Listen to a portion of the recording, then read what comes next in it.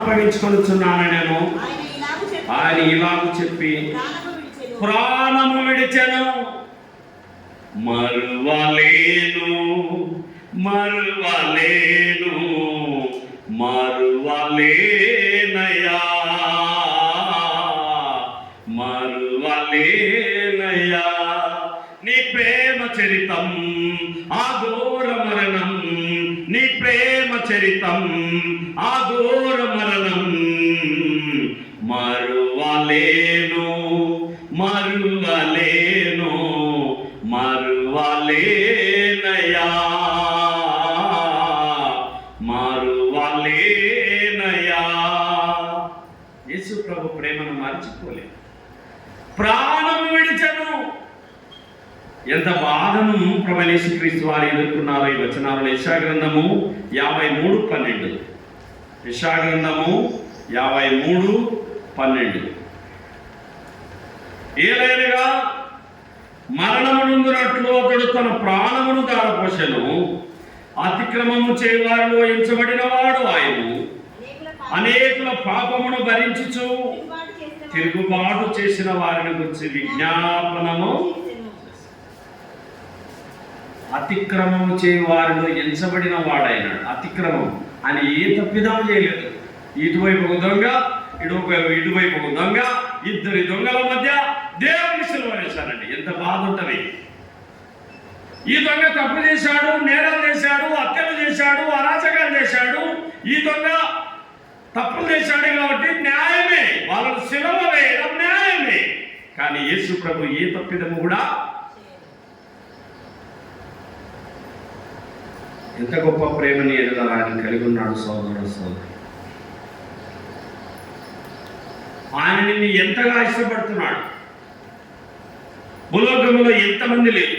దేవుడు నిన్నే ప్రేమించి తన రక్షణ నీకు ఇచ్చి, తన రక్తంతో నిన్ను కడిగి, తన సొత్తుగా నిన్ను చేసుకొని, తన బిడ్డగా నిన్ను చేసుకొని ఆయన ప్రేమ నీడలో చూపిస్తున్నాడంటే ఆయనకు నీవంటే ఎంత ఇష్టమో గమనించు. ఏవైనగా మరణము నొందినట్లు తన ప్రాణమును ధారపోసెను.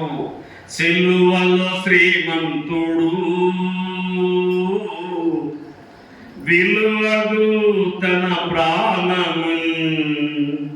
సిలువలో శ్రీమంతుడు విలువగు తన ప్రాణము. దానము చేసెను దయగల దేవుడు, దానము చేసెను దయగల దేవుడు. మరణము నుండి మరలా లేచెను, మరణము నుండి మరలా లేచెను. యేసుని వేడును. ప్రాణం దానముగా ఇచ్చినాడండి. అన్నదానం కాదు, భూదానం కాదు, భూదానం కాదు, ప్రాణదానం. తన ప్రాణము విడిచెను. సోదరుడా సోదరి, నిన్ను ఎంతగా యేసయ్య ప్రేమిస్తున్నాడో ఈ వచనాలలో దేవుని ప్రేమను నువ్వు నెమరు వేసుకోవాలి. ఈ వచనములో నా ఆత్మను నీ చేతికి అప్పగిస్తున్నాను తండ్రి, నా ఆత్మను నీ చేతికి అప్పగిస్తున్నానని పరలోకపు తండ్రికి తన ఆత్మను అప్పగిస్తున్నాడు. ప్రాణం విడిచిన దేవుడు. రండి దేవుని వాక్యంలోంచి యోహాను సువార్త 10:11. యోహాను సువార్త 10వ అధ్యాయము 11వ వచనము. యోహాను సువార్త 10:11. నేను గొర్రెలకు మంచి కాపరిని, మంచి కాపరి తన గొర్రెల కొరకు ప్రాణము పెట్టుడు. కాపరి ఏం చేస్తాడక? ఏం చేస్తాడమ్మా? ఏం చేస్తాడు బ్రదర్? మంచి కాపరి తన గొర్రెల కొరకు తన ప్రాణము పెట్టును. నేను గొర్రెలకు మంచి కాపరి. మంచి కాపరి గొర్రెల కొరకు తన ప్రాణం పెట్టును. దారి తప్పిన గొర్రెను నేను త్రోవ విడచి తిరుగుచున్నాను. కరుణించి కాపాడి రక్షించుమా, నీ తట్టు కనులెత్తుచున్నాను, నేను నీ తట్టు కనులెత్తుచున్నాను. ఆకాశమందున్న ఆసీనుడా, నీ తట్టు కనులెత్తుచున్నాను, నేను నీ తట్టు కనులెత్తుచున్నాను. దారి తప్పిన గొర్రెల మనం. ఈ భేదము లేదు. అందరూ పాపం చేసి దేవుడు అనుగ్రహించు మహిమను పొందలేక, పాపం వలన వచ్చు జీతం మరణం, నిత్య నరకం, అగ్నిగుండం. అయితే దేవుని కృపావరం మన ప్రభు అయిన యేసుక్రీస్తునందు నిత్య జీవం కాగా, యేసుక్రీస్తునందున్న వారికి ఏ శిక్షావిధి లేదు.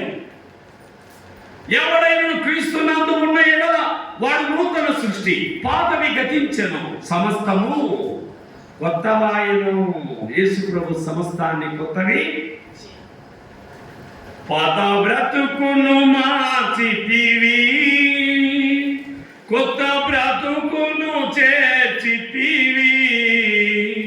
కీర్తనీయుడమా యేసువా, కీర్తనీయుడమా యేసువా, నీతి రాజ్యము నాకు సగినావా, నీతి రాజ్యము నాకు సగినావా.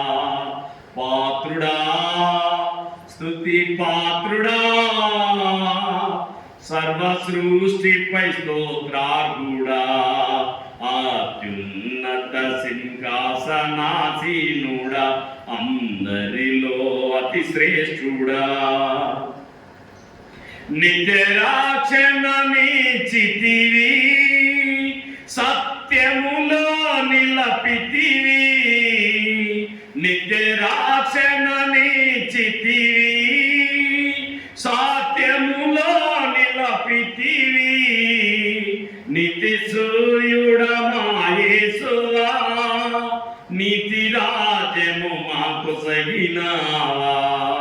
పాత్రుడా, స్తుతి పాత్రుడా, సర్వ సృష్టిపై స్తోత్రార్హుడా, అత్యున్నత సింహాసనాసీనుడా, అందరిలో అతి శ్రేష్ఠుడా. ఎంత గొప్ప ప్రేమ సోదరి సోదరుడా. రెండు దేవుని వాక్యంలోకి వెళ్ళిపోదాం.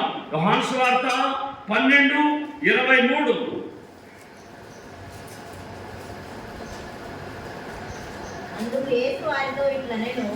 అందుకు యేసు వారితో ఇట్లనెను, మనుష్య కుమారుడు మహిమ పొందవలసిన గడియ వచ్చి ఉన్నది. గోధుమ గింజ భూమిలో పడి చావకుండిన ఎడల అది వంటిగానే ఉండదు, అది చచ్చిన ఎడల స్థానముగా ఫలించును. ఇక్కడ ఈ గోధుమ గింజను సాదృశ్యం చూపిస్తున్నాడు.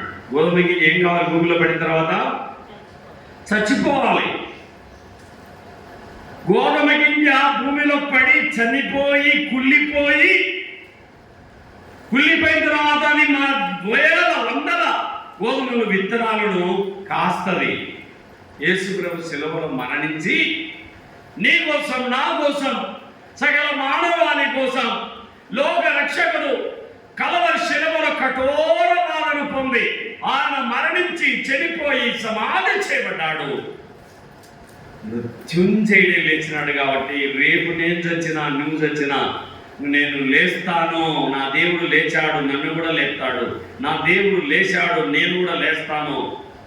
ఈ నిరీక్షణ దొరికిందంటే కారణం యేసు ప్రభు భూమిలో పాతి పెట్టబడ్డాడు, చనిపోయాడు, సమాధి చేయబడ్డాడు, తిరిగి లేచాడు ఆయన. రేపు నేను లేస్తాను, రేపు నువ్వు కూడా తిరిగి లేస్తాము. చూడండి, దేవుని వాక్యంలోకి వెళ్దాం, ముందుకెళ్ళిపోదాం.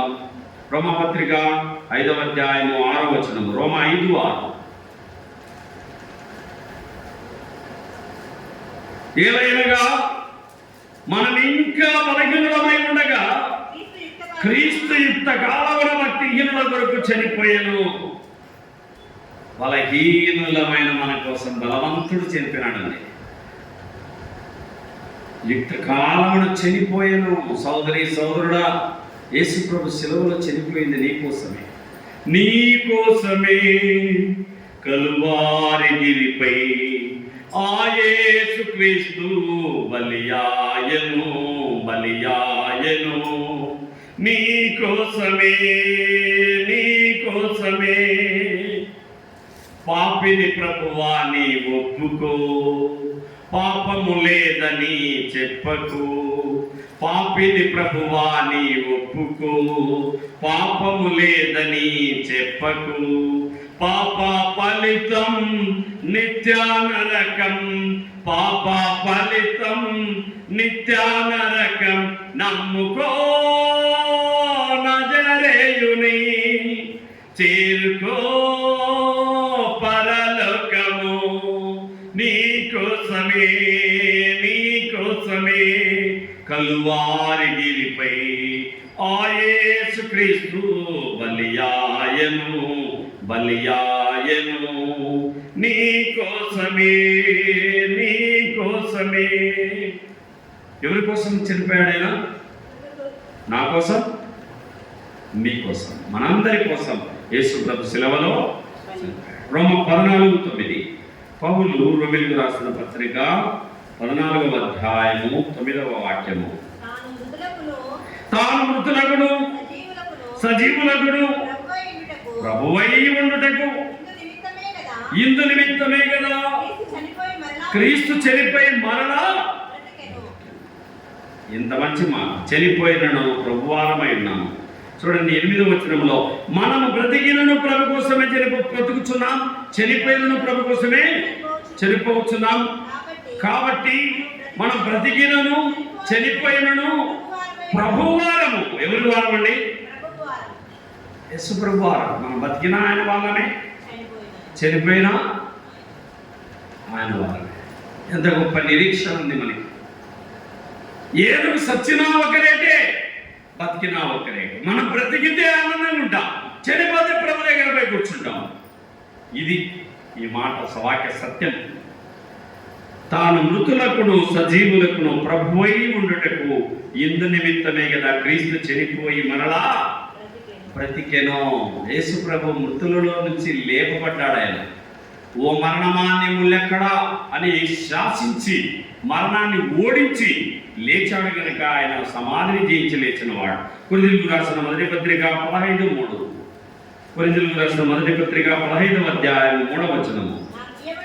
నాకు ఇవ్వబడిన ఉపదేశమును మరల మీకు అప్పగించి తిని, అదేమనగా లేఖనముల ప్రకారము క్రీస్తు మన పాపముల నిమిత్తము మృతి పొందెను, సమాధి చేయబడెను, లేఖనముల ప్రకారము 3వ దినమున లేపబడెను.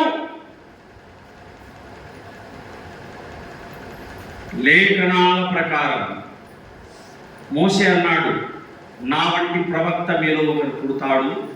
ఆ ప్రవక్త మోషే క్రీస్తుకు పూర్వం కొన్ని వేల సంవత్సరాల కిందట మోషే ప్రవక్త ప్రవచనం పలుకుతున్నాడు, నా వంటి ప్రవక్త మీలో ఒకరు పుడతాడని. యెషయా ముద్దు నుండి చిగురు పుడుతుంది అని యెషయా ప్రవక్త రాశాడు. ఇర్మియా యేసు ప్రభు పుడతాడు పుడతాడు అని కొన్ని వేల మంది, ఇర్మియా, మీకా, యెషయా, యాకోబు ఎంతమంది ప్రాపసి ప్రవచనాలు పలికారు. దేవుడు పుడతాడు మానవుడిగా, సృష్టికర్త రక్షణకర్తగా పుడతాడని దేవుని వాక్యము చెప్పింది. లేఖనముల ప్రకారము ఆయన పుట్టాడు. లేఖనముల ప్రకారమే క్రీస్తు మన పాపము నిమిత్తం మృతి పొందాడు, సమాధి చేయబడ్డాడు. లేఖనాల ప్రకారమే 3వ దినమున లేపబడెను. లేపబడిన దేవుడు ఆయన లేచాడు కాబట్టి రేపు మనల్ని కూడా లేపుతాడు. మా నాన్న చనిపోయాడు, ప్రభు దగ్గర ఉన్నాడు, రేపు ఆయన వచ్చినప్పుడు లేపుతాడు. వెంకట శుభమక్కను లేపుతాడు. స్థూల దేహము సూక్ష్మ దేహమైపోతుంది. చూడండి, ఆ మర్మాన్ని కూడా మీకు తెలియపరుస్తాను. 15వ అధ్యాయం 51. ఇదిగో మీకు ఒక మర్మము తెలుపుచున్నాను, మనమందరము నిద్రించము గాని నిమిషములో ఒక రెప్ప పాటున కడబురం రోగ గాని మనమందరము మార్పు పొందుదము. బూరం రోగునప్పుడు మృతులు అక్షయులుగా లేపబడుదురు, మనము మార్పు పొందుదము. మృతులు లేపబడతారు ఫస్ట్. సమాధిలో నిద్రించిన వాళ్ళు పాము కుస్మను విడిచినట్టుగా మనం వదులుతాం ఈ శరీరాన్ని. వాళ్ళు సమాధిలో ఉన్న వాళ్ళు లేస్తారు, వాళ్ళు మనం కలుసుకొని మధ్యాకాశంలోకి పోతాం. కనపడే ఆకాశం కాక, మధ్యాకాశం కాక, 3వ ఆకాశమే పరలోకం.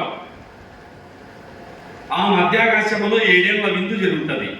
7 years విందు.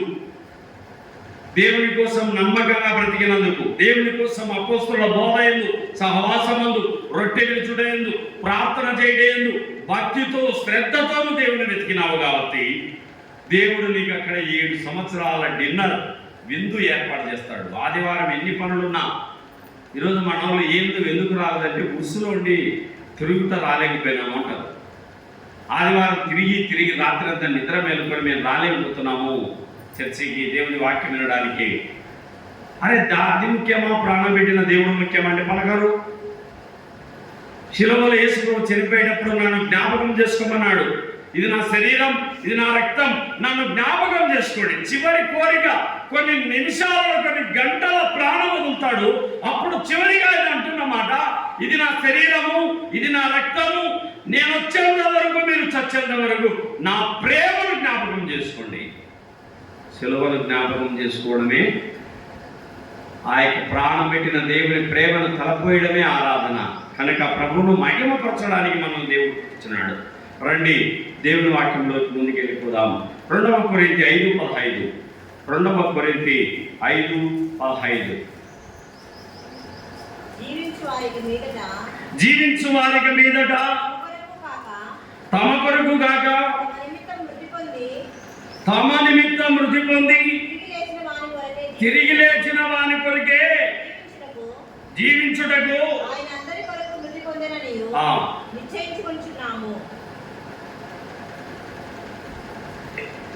ఏం చేయాలంటే ప్రభు కోసం, నిన్న దాకా నువ్వు నీ కోసం బతికినావు, కానీ ఈరోజు నుండి నువ్వు ఏం చేయాలి? ఈరోజు నుండి నువ్వు దేవుని కోసం బ్రతకాలి. లోకాశలు నిన్ను వెంబడిస్తాయి, శరీరాశ, నేత్రాశ వెంబడిస్తుంది. దాన్ని చంపి ప్రభు కోసం నిలబడు.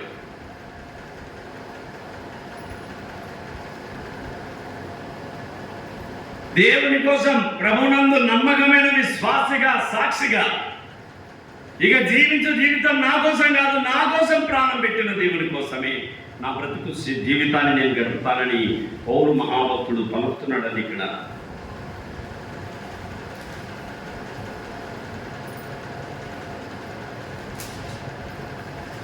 రోమీయులకు రాసిన పత్రిక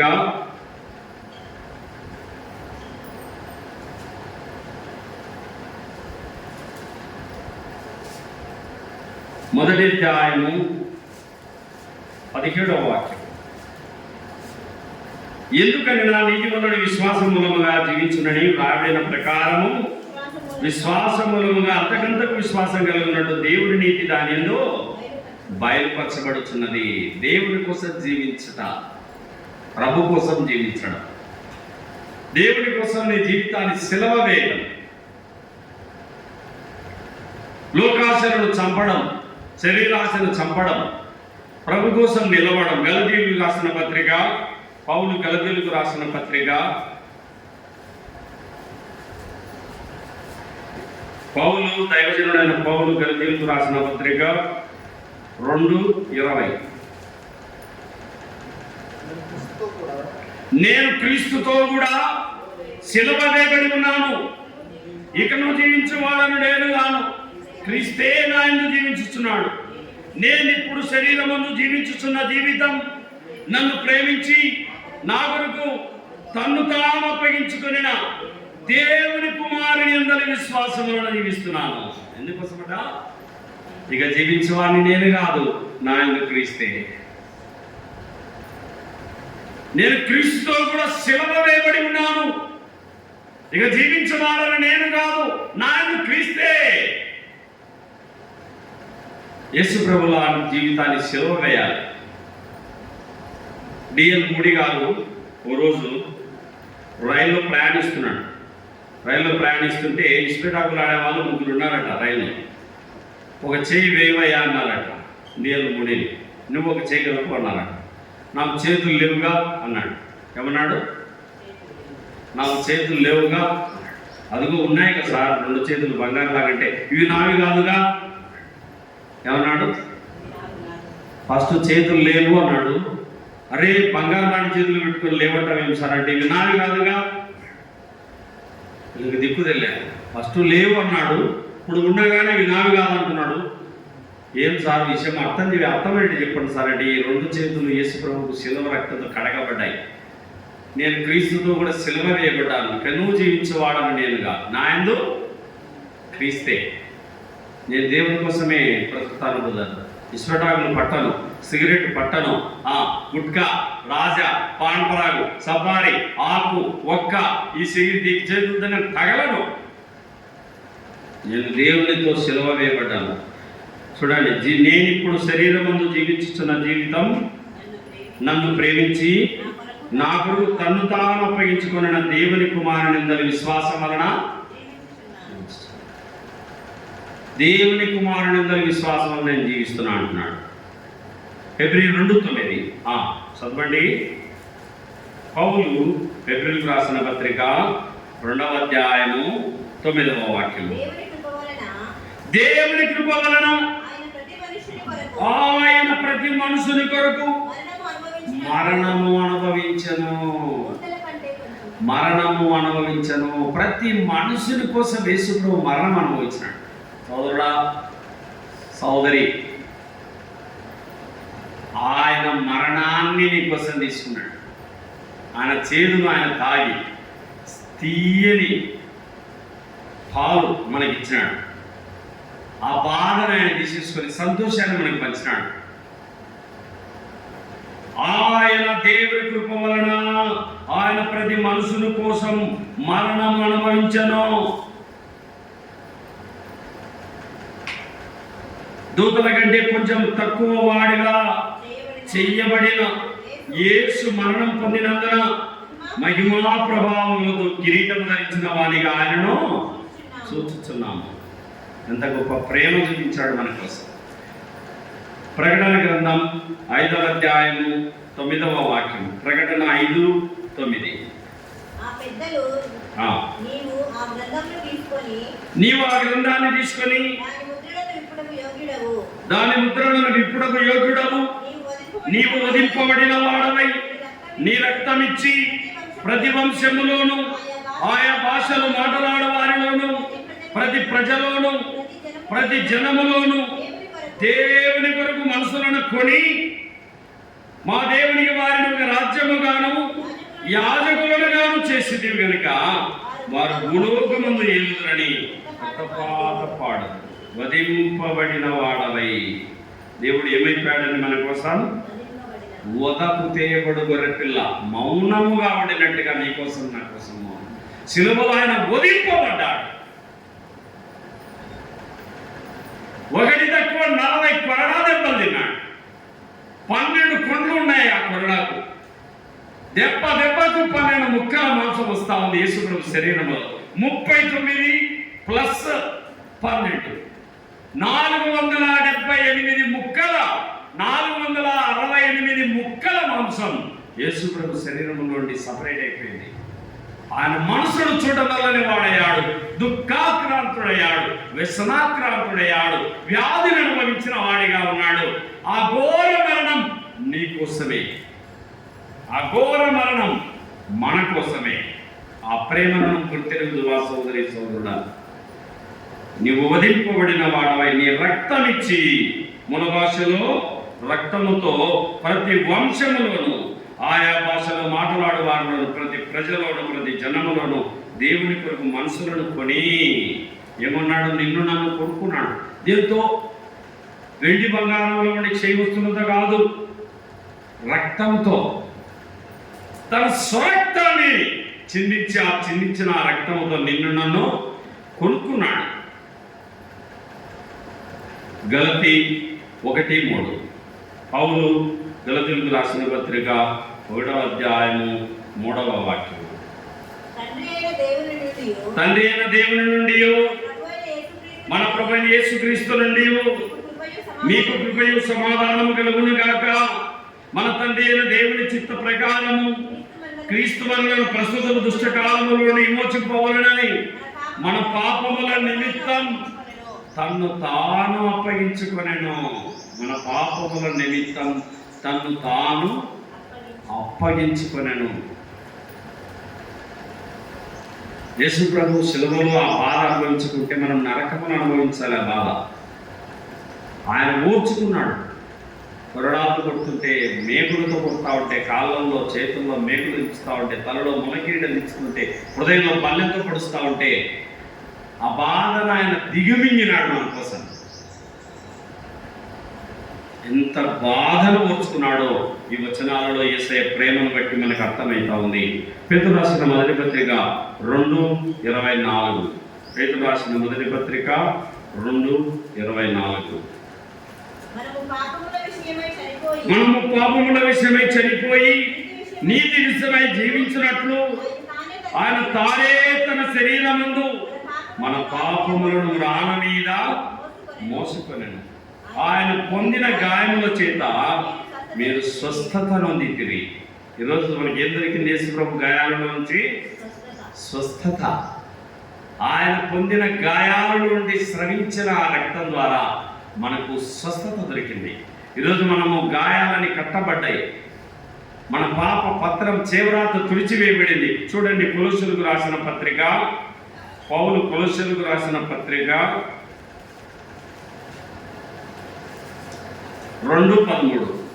మరియు అపరాధం వలనను శరీరమందు సున్నతి పొందగా ఉండుట వలనను మీరు మృతులై ఉండగా దేవుడు రాతరూపకమైన ఆజ్ఞల వలన మన మీద రుణముగాను మనకు విరోధముగాను ఉండిన పత్రమును మేకులతో సిలువకు కొట్టి దాని మీద చేవ్రాతను తుడిచివేసి మనకు అడ్డము లేకుండా దాన్ని ఎత్తివేసి మన అపరాధములన్నిటిని క్షమించి ఆయనతో కూడా మిమ్మల్ని జీవింపచేశాడు.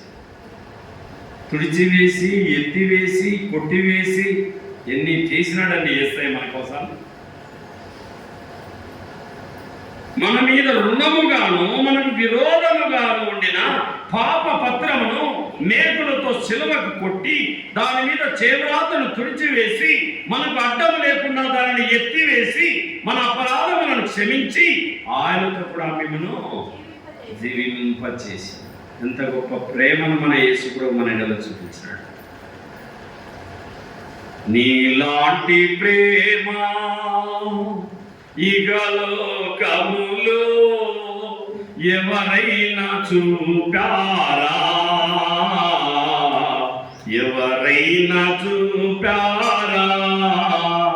నా పాప భారము ఆ సిలువ పైన ఎవరైనా మోసారా?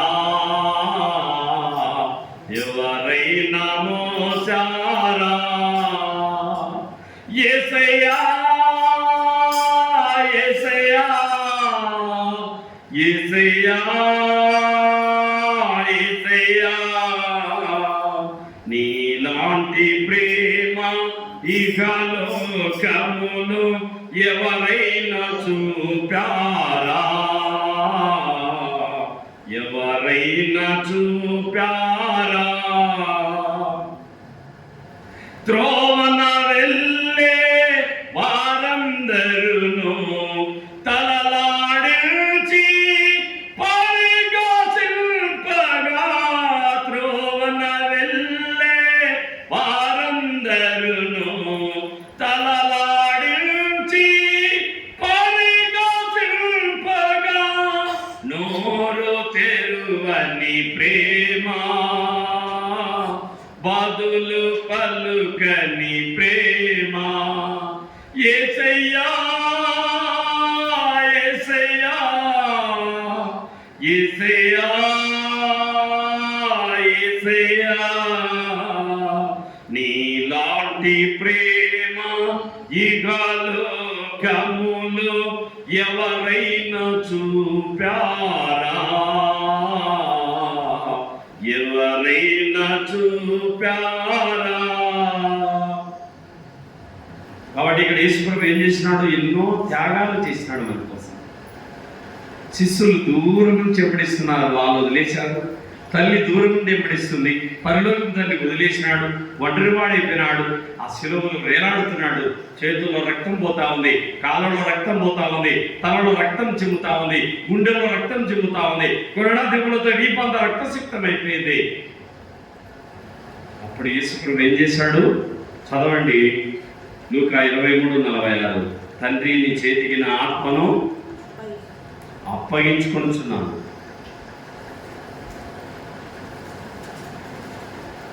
చివరి మాట, తండ్రి నీ చేతికి నా ఆత్మను అప్పగించుకొనుచున్నాను. చదవండి, లూకా సువార్త 23:46. అప్పుడు యేసు గొప్ప శబ్దముతో కేక వేసి, నీ చేతికి నా ఆత్మను అప్పగించుకొనుచున్నాను నేను. ఆయన ఇలాగ చెప్పి ప్రాణము విడిచెను. యేసు ప్రభు ప్రాణము విడిచెను. ఆయన ప్రాణం విడిచినప్పుడు ఏం జరిగింది చూడండి. శతాధిపతి జరిగినది చూసి ఈ మనుషుడు నిజముగా నీతిమంతుడని చెప్పి దేవుని మహిమపరచెను. మత్తయి సువార్త 27లో, మత్తయి సువార్త 27:50. యేసు మరలా బిగ్గరగా కేక వేసి ప్రాణము విడిచెను. అప్పుడు దేవాలయం పైనుండి కిందికి రెండుగా చినిగాను. భూమి వణికెను, బండలు బద్దలాయను, సమాధులు తెరవబడెను. నిద్రించిన అనేక మంది పరిశుద్ధుల శరీరములు లేచారు. వారు సమాధుల నుండి బయటికి వచ్చి ఆయన లేచిన తర్వాత పరిశుద్ధ పట్టణంలో ప్రవేశించి అనేకులకు శ్మశానంలో ఉన్న శవాలకు ఆ ధ్వని వినబడినప్పుడు, ఆ బిగ్గరగా కేక వేసినప్పుడు ఆ ధ్వని బాలు విని లేచారు. చచ్చిన శవాలు లేచాయి. దేవాలయం తెర నడిమికి చిరిగింది. సూర్యుడు అదృశ్యుడైపోయినాడు. దేవాలయం తెర నడిమికి చిరిగింది. సూర్యుడు చూడలేకపోయినాడు. నేను అన్ను కలగజేసిన దేవుడు శిలువలో నలిగిపోతున్నాడు. సృష్టికర్త, నా సృష్టికర్త, నన్ను కలగజేసిన దేవుడు నలిగిపోతున్నాడని ఆ మేఘాలలోకి దాక్కున్నాడు. సూర్యుడు అదృశ్యుడైపోయినాడు. నేను చూడలేని మరణమని దాక్కున్నాడు. సమాధులు శవాలు లేచి వచ్చాయి. ఎంత ఆ కేక, శిలువలో చివరిగా ఆయన వేసిన కేక అనేక మంది శవాలు లేచి రావడానికి కారణమైంది. మనం కూడా లేపబడతాం. యేసు ప్రభు శిలువలో నలిగిపోయాడు కనుక ఆయన చిందించిన రక్తం ద్వారా మనకు విడుదల, విమోచన, క్షమాపణ, పరలోకం దొరికింది. తండ్రి నీ చేతికి నా ఆత్మను అప్పగించుకొనుచున్నానని ప్రాణము విడిచెను. ఇంతటితో సమాప్తం. ప్రేమగల దేవా, కలవరిలోను పలికిన 7 మాటలు ఎంత అమూల్యమైన మాటలు. దేవా, నీ మాటలు ధ్యానించడానికి, నీ మాటలను నెమరు వేసుకోవడానికి, నీ కలవరి ప్రేమను జీవితకాలం అంతా నెమరు వేసుకున్న దేవా, నీ గ్రంథములో నుండి నీ మాటలు ఎన్ని ధ్యానించిన రుణం తీరుదయా. దేవా, మరి లెక్కలేనంత ప్రేమను మా పట్ల చూపించినావు. ప్రాణం పెట్టినంతగా మమ్మల్ని ప్రేమించినావు. మరణం పొందినంతగా మమ్మల్ని ప్రేమించినావు. మరణాన్ని ఓడించి, సమాధిని జయించి, లోకాన్ని జయించి లేచినావు. దేవా, మరణమాని ముల్లెక్కడ, ఓ మరణమాని విజయం ఎక్కడ అని శాసించి తిరిగి లేచిన విజయశాలిని స్తోత్రాలు. కలవరిలో చిందించిన రక్తం ద్వారా మాకు పరలోకం దొరికింది. నీ పరిశుద్ధ రక్తం ద్వారా మాకు విడుదల, విమోచన దొరికింది. దేవాను పొందిన గాయాల ద్వారా మాకు స్వస్థత దొరికింది. మా అతిక్రమ క్రియలను బట్టి నువ్వు చిందించిన రక్తం ద్వారా మాకు పరలోక రాజ్య వారసత్వం దొరికింది. ప్రభువా, నీ ప్రేమ ఎంత గొప్పదినైనా నీ ప్రేమను తలంచుచు వేలాది స్తోత్రములు చెల్లిస్తూ రక్షకుడైన యేసు ప్రభు నామములో కృతజ్ఞతలు చెల్లిస్తున్నాం పరలోక తండ్రి. ఆమేన్, ఆమేన్.